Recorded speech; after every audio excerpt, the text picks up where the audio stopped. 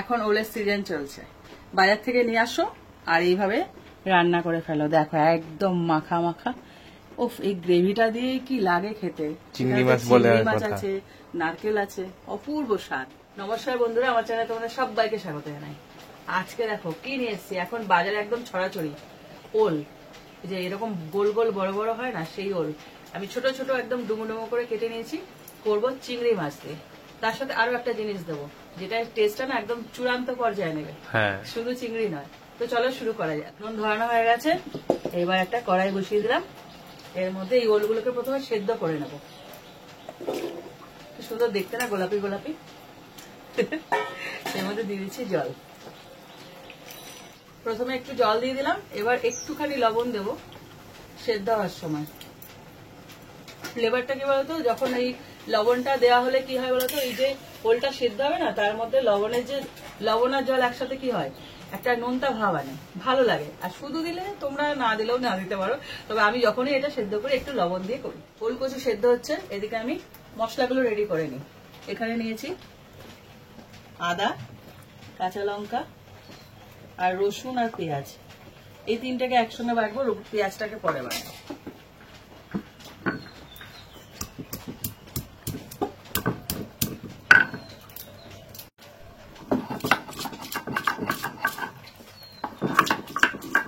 দেখো রসুন, কাঁচা লঙ্কা, আদা বাটা হয়ে গেছে। এবার এর মধ্যে দিয়ে দেবো জিরে, গোটা জিরে, এটাকেও বেটে নেবো। ওল কচু না একদম জুত করে খেতে হয়, সুন্দর করে। এর মধ্যে দিয়েছি পেঁয়াজ, হালকা একটু জল দিয়ে বাটতে হবে।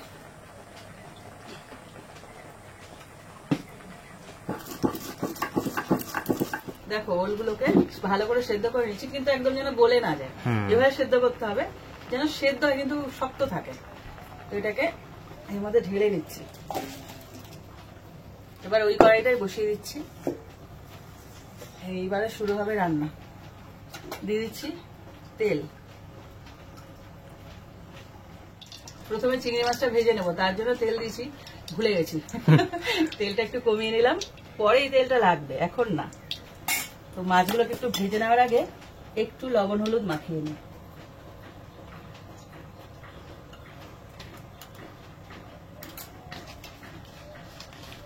খুব বেশি ভাজতে হবে না, হালকা করে ভাজলেই হয়ে যাবে।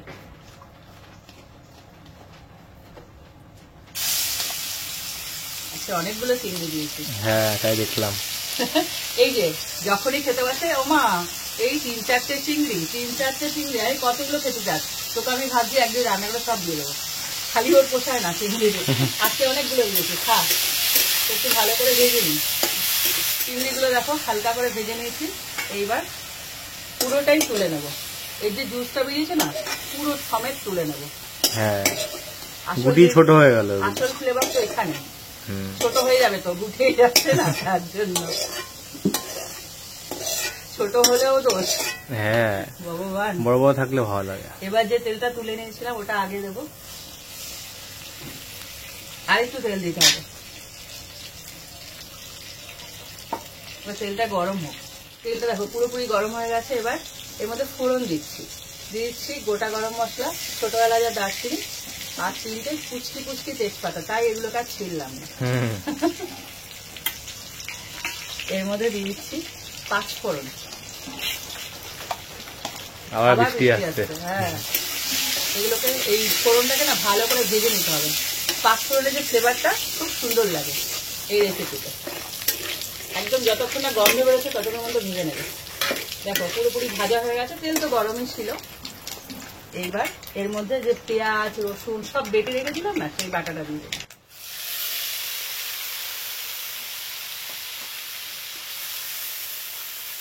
এরপর দিয়ে দিচ্ছি টমেটো কুচি, বড় সাইজের টমেটো। আর বৃষ্টি আসলো, কি জোরে বৃষ্টি এলো, বড় ফোঁটা পড়ছে। এই বারবার এরকমই চলছে, আসছে যাচ্ছে। এবার সমস্ত মশলাগুলো এর মধ্যে এখনই দিয়ে দেবো, তাহলে এটা পুরো ভালো করে কষাতে হবে।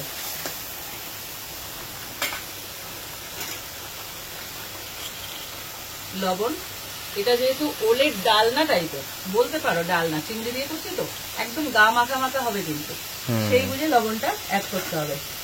নিচ্ছি হলুদ গুঁড়ো,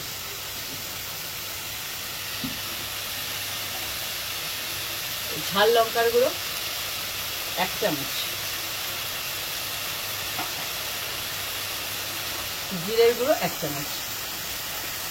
কমন যে মশলা থাকে না সেই মশলাতেই দেখবে দুর্ধর্ষ স্বাদ আছে, যেহেতু চিংড়ি মাছ আছে। হ্যাঁ আর আরো একটা জিনিস দিচ্ছি, তার জন্য তো বাবা বলার অপেক্ষা রাখে না। তো এটাকে আমি কষিয়ে নিই। দেখো মশলাটা পুরো কষানো হয়ে গেছে, তেল ছেড়ে দিয়েছে। এই সময় দিয়ে দিচ্ছি চিংড়ি মাছ ভাজাটা, জুস সমেত। এটাই তো আসল মজা। হ্যাঁ আর একটা জিনিস দেবো বলছিলাম না, সেটা কি বলতো অপশনাল। তোমরা নারকেল গোটা মানে যে নারকেল হয়, নারকেল বেটেও দিতে পারো, নারকেলের বাটার পর যে মানে রসটা হয় সেটাও দিতে পারো, অথবা এটা দিতে পারো। আমি এটা পেয়েছি, এটা দিয়েছি। বাজারে নারকেল পাইনি তাই এটা দিতে পারছি না, এটাও দিয়ে দিতে পারো। দিয়ে দিচ্ছি নারকেলের গুঁড়ো। এইটা দিলে দেখবে এটা মানে যে কোনো ফর্মে তুমি যে কোনো ভাবেই তোমরা নারকেলটা দেবে, কিন্তু অবশ্যই দেবে। চিংড়ি আর নারকেল একসাথে যখন যায় তার স্বাদ কি হয় ভাবতে পারছো তো তোমরা? এইবার এখানে এখন দেব একটু ধনেপাতা, অল্প পেয়েছি আমি একে। ধনেপাতাটা দুভাগে দেবো। প্রথমে একটু দিয়ে দিয়েছি, দেখো কি সুন্দর কালার এসেছে। এটা একটা রেসিপি, কিন্তু এটা দিয়ে গরম গরম ভাত খেয়ে নিতে হবে। এখনো ওল যায়নি, দারুন। আমার মনে হচ্ছে এখান থেকে একটু তুলে রেখে দিই, খারাপ হবে না বলো? পুরো সমস্ত কষানো হয়ে গেছে, কিছু বাকি নেই, বাকি আছে শেষে দেবো। এবার ওই সেদ্ধ করা ওলটা দিয়ে দেবো। অনেকে নেই ওলের সাথে আলুও দেয়, আমার ভালো লাগে না। অনেকে দেয় মানে একটু বাড়ানোর জন্য, কিন্তু ওল সলিড হতে হবে। শুধু শুধু ওল খাবো, ওর মধ্যে কোনো গ্যাটিস চলবে না।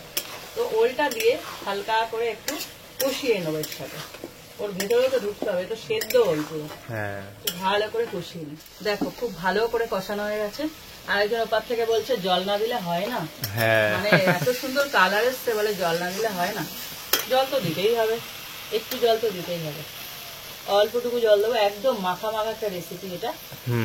পুরো মাখা মাখা। আজকে ভাত মনে হচ্ছে বেশি টেনে দেবে, আমার মন বলছে। যা রোজ চাল নেই সেই চালে মনে হচ্ছে হবে না, আমার জন্য আবার শেষে মনে হয় বসাতে হবে। যা রেসিপি না, সত্যি কথা, কি করব, ভালো লাগে। এবার দিয়েছি চিনি। এই চিনিটা না অনেকে আমি মানে শুনেছি অনেকের মুখে, সব রেসিপিতে চিনি না, সব রেসিপিতে নাও, যেটায় ব্যালেন্সের দরকার আছে সেটাতেই চিনি যায়। কিন্তু অনেকে বলে যে এতেও চিনি ওতেও চিনি, চিনিটা দিয়ে দেখো অল্প, মানে সব রেসিপি। তাই বলে কি মুসুর ডালে চিনি দেবো না? হ্যাঁ, একটা চিনি মানে ব্যালেন্সের জন্য দিতেই হয়, সেই বুঝেই।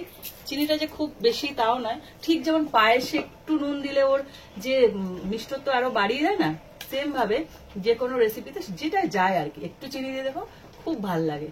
তো এটা দিয়ে দিলাম চিনি, আর দিয়ে দিচ্ছি গরম মশলা। এটা খেতে হবে না, দেখো তোমরা।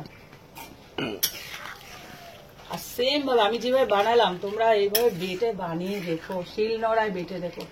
ওফ, যদি প্রশংসা না পেয়েছো আমাকে বলো। তো এটা ফুটতে থাকুক।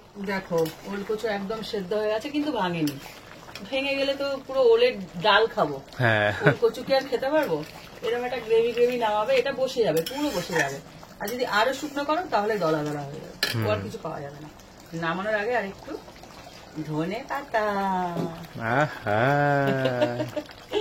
আমার মনে আজকে কি আনন্দ, কালকে ওর বাবা ধনে পাতা পেয়েছে, এতগুলো এনেছে। রাখতে পারবো কিনা সন্দেহ আছে। আমি দেখে না, সে সোনা যেরকম ভাবে আগলায় না, আমি ওরকম আগলাচ্ছি, মানে কি করে মানে সংরক্ষণ করবো সেই চিন্তা করছি। আমি বললাম থাকবে তো, বলে হ্যাঁ থাকবে, মোটা প্লাস্টিকে করে রেখে দিয়েছি। দেখা যাক, তাহলে তোমাদেরকে একটু দেখাতে পারবো অনেকগুলো রেসিপিতে ধনে পাতা। রেসিপিটা শেষ হলো এখানেই। ঠিক এরকম একটা গ্রেভি দিয়ে নামাবে, মানে এর থেকে বেশি ঝোলও না, এর থেকে বেশি শুকনোও না, এটা মাখা মাখা। এটা বলে ডালনা বলা যাবে না, একটু গা মাখা মাখা মানে করেছি চিংড়ি দিয়ে নারকেল দিয়ে। এই রেসিপিটা তোমরা ট্রাই করো, বাজারে এখন ওল ছড়াছড়ি, যাও দৌড় মেরে গিয়ে কিনে আনো, কিনে এনে বানিয়ে আমাকে খেয়ে দিয়ে কমেন্ট করো, না খেয়ে কমেন্ট করো না। আর আমি যে যে উপকরণ দিয়েছি সব কটা দিও, একটাও মিস করো না কিন্তু, প্লাস ধনে পাতাও দিও। খেয়ে কমেন্ট করো। আমি আশায় রইলাম তোমাদের কমেন্টে। রেসিপিটা শেয়ার করো, ভালো লাগলে লাইক দিও। রোজকার কবিতা। আর এরকম আরো রেসিপি পেতে আমার চ্যানেলটা সাবস্ক্রাইব করে দাও তো তাড়াতাড়ি করে। হ্যাঁ, তো আজকের মতন টাটা। টাটা।